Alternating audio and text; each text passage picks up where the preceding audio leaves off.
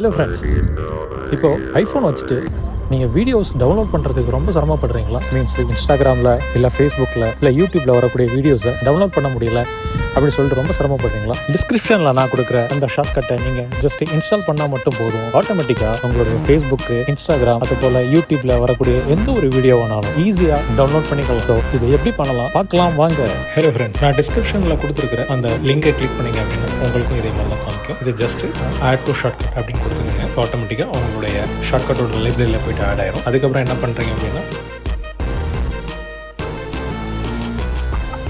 மோர் வரும். அதில் YouTube டவுன்லோட hello ஆகுது.